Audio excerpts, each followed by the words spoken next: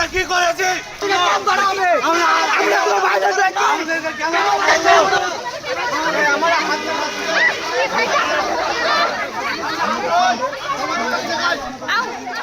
আমরা কিন্তু কাউকে গ্রেফতার করিনি, এখান থেকে তুলেও নিয়ে যাই। আপনারা সবাই দেখেছেন।